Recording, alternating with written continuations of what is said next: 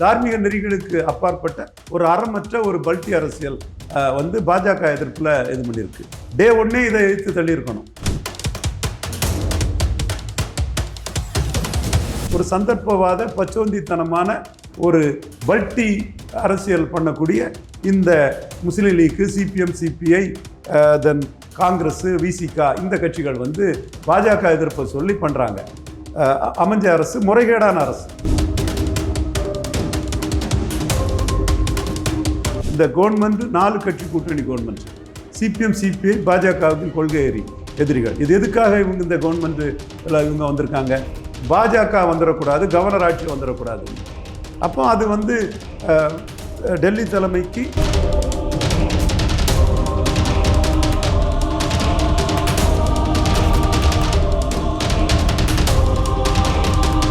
வணக்கம் நேர்களே, நான் உங்கள் கார்த்திக். நம்முடைய சிறப்பு நேர்காணலில் அரசியல் விமர்சகர் ரவீந்திரன் துரைசாமி இணைந்திருக்கிறார். அவரிடம் விரிவாக பேசலாம். வணக்கம் சார். வணக்கம் கார்த்திக். சார், பாஜக தலைவர் நயினா நாகேந்திரன் தனியார் தொலைக்காட்சிக்கு அடைத்த பேட்டியில் என்ன சொல்லியிருக்காருன்னா, இனிமேல் தேவைக்காக தான் எங்களுக்கான முதன்மை எதிரி அப்படின்னு ஒரு முக்கியமான ஸ்டேட்மெண்ட்டை சொல்லியிருக்கிறாரு. என்ன காரணம் தேவைக்காக முதன்மை எதிரியாக எடுக்கிறதுக்கு?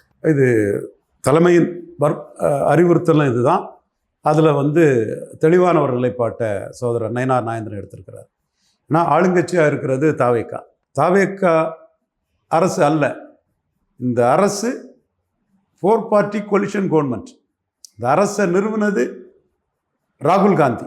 அதுவும் துரோகத்தில் பிறந்து துரோகத்தால் வீழ்ந்து துரோகமே ரத்தத்தில் ஊறி போன ஒரு கட்சி இன்னொரு கட்சிக்கு துரோகம் பண்ணி தோல்வி அடைஞ்சு 27க்கு 22 தோல்வி அடைஞ்சு கேவலமாக 5 சீட்டு மட்டும் ஸ்டாலின் முதல்வர்னு ஜெயித்துக்கிட்டு அவங்க வந்து ஸ்டாலின் தோற்று போன ஸ்டாலினை கைகழுவிக்கிட்டு படுதோல்வி அடைஞ்சு மிச்ச மீதியாக கிடச்ச 5 சீட்டை தாவேக்காவுக்கு கான்ட்ரிபியூட் பண்ணி தேசிய தலைவர்களான சிபிஎம், சிபிஐ, ஐயுஎம்எல் இவங்கள்ட்ட பேசி மல்லிகார்ஜுன கார்கே மூலமாக திருமாவளவன்கிட்ட பேசி தோற்று போன சிபிஎம், சிபிஐ, விசிகா இவங்களையும் சேர்த்து அமைஞ்ச அரசு.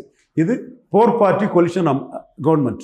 இது மோடிக்கு தெரியுது, அமித்ஷாவுக்கு தெரியுது, நிதின் ஆபின் சின்ஹாவுக்கு தெரியுது. அது வந்து சகோதரர் நயினார் மூலமாக அன்னைக்கு அறிவுறுத்தப்படுது. இந்த கவர்மெண்ட் 4 கட்சி கூட்டணி கவர்மெண்ட். சிபிஎம், சிபிஐ பாஜகவின் கொள்கை எதிரிகள். இது எதுக்காக இவங்க இந்த கவர்மெண்ட் இவங்க வந்திருக்காங்க? பாஜக வந்துடக்கூடாது, கவர்னர் ஆட்சி வந்துடக்கூடாதுன்னு. அப்போ அது வந்து டெல்லி தலைமைக்கு தெளிவாக தெரியுது. முழுக்க நமக்கு எதிரான ஒரு இதை சொல்லி ஒரு சந்தர்ப்பவாத பச்சோந்தித்தனமான ஒரு பல்டி அரசியல் பண்ணக்கூடிய இந்த முஸ்லீம் லீக், சிபிஎம், சிபிஐ, தென் காங்கிரஸ், விசிகா இந்த கட்சிகள் வந்து பாஜக எதிர்ப்பை சொல்லி பண்ணுறாங்க. அமைஞ்ச அரசு முறைகேடான அரசு. ஆக்சுவலாக அமைய வேண்டிய அரசு விஜய் அரசு, என்டிஏ அரசு. விஜயோட 108, என்டிஏ கூட 53 தான் ஸ்டாலின் அரசை வீழ்த்தியிருக்கு. அதுதான் நியாயம், தார்மீகம். ஆனால் தார்மீக நெறிகளுக்கு அப்பாற்பட்ட ஒரு அறமற்ற ஒரு பல்டி அரசியல் வந்து பாஜக எதிர்ப்பில் இது பண்ணியிருக்கு. டே ஒன்னே இதை எதிர்த்து தள்ளியிருக்கணும். இவ்வளோ நாள் டிலே பண்ணுறதே ஒரு பெரிய விஷயந்தான். பட் இப்போ இன்னைக்கு நயினார் இதை எடுக்கிறாருன்னா சரியான முடிவு எடுத்திருக்கிறாரு, சரியான ஒரு இது எடுத்திருக்கிறாரு. சுயநலமும் சந்தர்ப்பவாதமும் கொண்ட இவங்க வந்து எல்லா கட்சியிலையும் இருப்பாங்க. பாஜகவிலையும் அப்படி 4-5 கலைகள் இருக்கும். அந்த கலைகளுக்கு இது புரியாது. நயினார் எடுத்திருக்கிறது ஒரு நல்ல முடிவு, வரவேற்கத்தக்கது. எல்லா வகையிலையுமே இந்த அரசு வந்து காங்கிரஸ் சென்ட்ரிக் அரசுங்கிறனால, இந்த அரசை வந்து முஸ்லீம் லீக் இடம்பெற்ற அரசுங்கிறனால கேரளாவிலையும் முஸ்லீம் லீக் தான் காங்கிரஸுக்கு சீஃப் மினிஸ்டரே முடிவு பண்ணியிருக்கிறாங்க. அங்கே வெஸ்ட் பெங்கால்லையும் முஸ்லீம் லீக் மாதிரி ஆயிற்று காங்கிரஸ், அஸ்ஸாமில் முஸ்லீம் லீக் மாதிரி ஆயிற்று. இங்கே புதுச்சேரியில் ஒரு தொகுதி தான் முஸ்லீம்களால் உசுருடின்னு ஒரு ரிசர்வ் தொகுதி மட்டும் ஜெயித்திருக்கு. ஸோ இந்த அரசின் கூட்டணி கட்சிகள் பாஜகவின் முழுமையான எதிரிகள். அவங்களோட தவறுகளை, விஸ்வநாதனுக்கு தவறு, அந்த கன்னியாகுமரியில் கிள்ளியூரில் ஜெயித்தார ஒருத்தர் அவருக்கு தவறு, எல்லா பாஜக எதிர்ப்பாளர்கள் தவறுகளை சுட்டி காட்ட வேண்டியது பாஜகவின் கடமை. ஸோ இந்த அரசை எதிர்க்கிறதும் தாவேக்காவை எதிர்க்கிறதும் பாஜக எடுத்த முடிவு வந்து வரவேற்கத்தக்க சரியான. ஆனா இப்போ திமுக கடந்த ஆட்சியில வந்து அக்ரெசிவா பாஜகவையோ மோடியோ எதிர்த்தாங்க. அவங்களுக்கு கவுண்டர் கொடுக்க வேண்டிய அவசியம் பாஜகவுக்கு இருந்துச்சு. ஆனா விஜய் வந்து எந்த வகையிலையும் பாஜகவை எதிர்க்கல, மோடியை விமர்சனம் பண்ணல. ஈவன் மோடி அரசு சொல்லக்கூடிய விஷயங்களை இம்மீடியட்டா ஃபாலோ பண்றாங்க. அப்படி இருக்கிற நிலையில விஜய் எதிர்க்க வேண்டிய அவசியம் என்ன? ஸ்டாலின் எதிர்த்தாரு, மறுக்க வரல. ஓவராக எதிர்த்தாரு, மறுக்க வரல. எக்ஸஸாக எதிர்த்து தோல்வி அடைஞ்சிட்டாரு. இங்கே பாஜக எதிர்ப்பு செத்து போச்சதுனால தோல்வி அடைஞ்சிட்டு, பாஜக எதிர்ப்பில் தோல்வி அடைஞ்சு பலகீனப்பட்டவங்க ஒரு அரசாங்கத்தோட சேர்ந்து பாஜகவை எதிர்க்கிறாங்க. பிசிகா தனியாக நிற்கும்போது 0.7 விழுக்காடு வாக்கு தான். 8க்கு 6 அடி. கம்யூனிஸ்ட் தனியாக நிற்கும்போது 0.4 விழுக்காடு வாக்கு தான். 5க்கு 3 அடி. சிபிஎம் 5க்கு 3 அடி, 0.5% ஓட்டு தான். இவங்க எல்லாம் சேர்ந்து இன்னைக்கு ஒரு ஆட்சி அதிகாரத்தில் இருந்துக்கிட்டு பாஜகவை வரவிடாமல் பண்ணிட்டோம், இது கவர்னர் ஆட்சி வரவிடாமல் பண்ணிட்டோன்னு பாஜக எதிர்ப்பை முதன்மைப்படுத்தும் போது பாஜக முழு மனசா நின்று இதை எதிர்க்க வேண்டியதுதான் கடமை. விஜயை பொறுத்த அளவுல இன்னைக்கு அவர் ஸ்டாலின் விஜய் எதிர்க்கலாம். அதைத்தான் சொல்ல வர்றேன். ஸ்டாலினோட பெட்டரா தான் இருக்கிறாரு விஜய். ஸ்டாலின் எக்ஸசிவா எதிர்த்து தோல்வி அடைஞ்சனால எக்ஸசிவா எதிர்க்கிறது நம்ம போன்ற கட்சிகளுக்கு தேவையில்லைங்கிற லெவலில் ஸ்டாலின் பண்றாரு, விஜய் பண்றாரு. ஆனா விஜய் என்ன பண்ண போறாரு? ராகுலை தான் பிரதமர்னு சொல்ல போறாரு. தெளிவா அது எல்லாருக்குமே தெரியும். ஃபைனலா அவர் அதை தான் பண்ண போறாரு.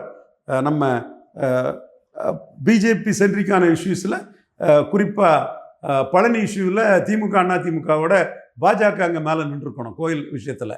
ஸோ அந்த இடத்துக்குள்ள பாஜக கொஞ்சம் முழுமையாக தன்னை ஈடுபடுத்திக்கிட்டு அக்ரெசிவாக இல்லைனாலும் இனிவரும் நாட்களில் பாஜக முழுமையாக ஒரு எதிர்ப்பு அரசியலை முன்னெடுப்பாங்கங்கிறது நயனார் நாகேந்திரன் பேச்சில் தெரியுது. நயனார் நாகேந்திரனோட இது வரவேற்கத்தக்கது. சில புல்லுரிகளும் கலைகளும் நயனார் நாகேந்திரனோட இந்த முடிவுக்கு எதிராக கூட பாஜகவில் இருப்பாங்க. அது தேசிய கட்சிகளில் இது வாடிக்கையான ஒன்று தான். புல்லுருவிகள் கலைன்னு குறிப்பாக சொல்கிறீங்க. அவங்களோட எண்ணம் என்னவா இருக்குது? விஜய்க்கு கூட சேர்ந்து பயணிக்கணும்ட்டு அந்த புல்லுருவிகளோட எண்ணம் இருக்கா? நீங்கள் பெயர் சொல்லாட்டியும் அவங்களோட எண்ணம் என்னவா இருக்குன்னு நினைக்கிறீங்க? விஜயை பொறுத்தளவில் போர் பார்ட்டி கொலிஷன் கவர்மெண்ட்டில் இருக்கிறாரு. அந்த கொலிஷன் கவர்மெண்ட்டில் கொள்கை எதிரியான சிபிஎம் சிபிஐ இருக்குது, முஸ்லீம் லீக் இருக்குது, காங்கிரஸ் இருக்குது. இதுக்கு மேலே அங்கே பேசுறதுக்கு என்ன இருக்குது? ஓகே.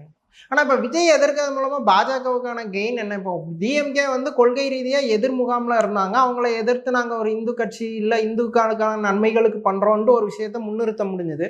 இப்போ விஜய்க்கு எதிராக பண்ணும்போது பாஜகவுக்கு பொலிட்டிக்கல் கெயின் என்ன இருக்கும்? அதுதான் பழனி கோயில் விஷயத்தில் பாஜக கையில் எடுத்திருக்கணும். பெரிய அளவில் இந்து முன்னணி கையில் எடுத்திருக்கணும். அதை எடப்பாடி தான் கையில் எடுத்திருக்கிறாரு. எடப்பாடி கையில் எடுத்த பிறகு இப்போ சேனாதிபதினு ஒரு திமுக காரணம் அதுக்கு சிபிஐ விசாரணை தேவைன்னு முன்னெடுத்திருக்காரு.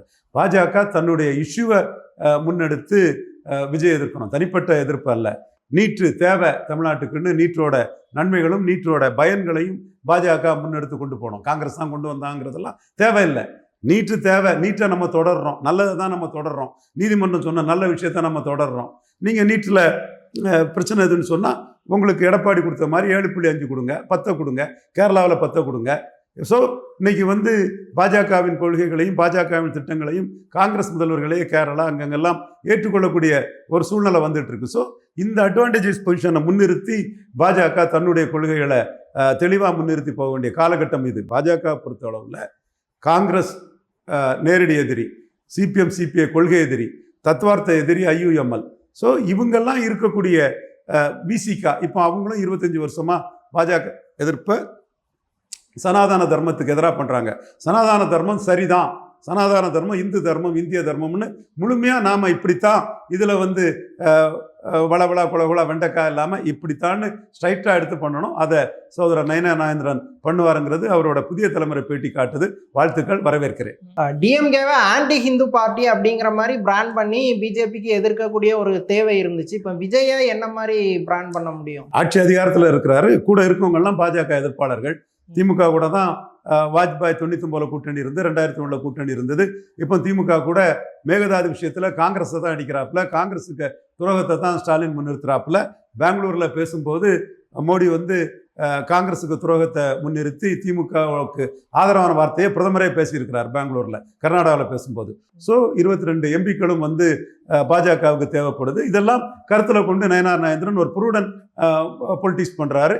அந்த அடிப்படையில் இன்னைக்கு நயனார் நாகேந்திரன் அனௌன்ஸ் பண்ணியிருக்கிறது சரியான ஒரு பாஜகவின் முடிவாக நான் பார்க்குறேன். ஓகே. ஆனால் இப்போ கரூர் விஷயம் சிபிஐ விசாரணையில் இருக்குது. ஆனால் அந்த விஷயத்த விஜய்க்காக பிஜேபி சாஃப்டாக டீல் பண்ணுது அப்படின்னு ஒரு விமர்சனம் இருக்குது. அதை நீங்கள் எப்படி பார்க்குறீங்க? விஜயை கார்னர் பண்ணணும்னா இப்போ அந்த வழக்கம் கூட தீவிரப்படுத்தலாம். பாஜக அந்த விஷயத்த பண்ணாமல் இருக்கு. இல்லை அது ஏஜென்சி பண்ணுறது அவங்க சரியான முறையில் தான் விசாரணை போயிட்டு இருக்கதா நான் கருதுறேன். ஓகே, அப்போ அது எதுவும் அதுக்கு எதுவும் உள்நோக்கம் இருக்கதா அது உள்நோக்கம் இருக்கதான் நாங்கள் நினைக்கல. ஓகே சார், நன்றி.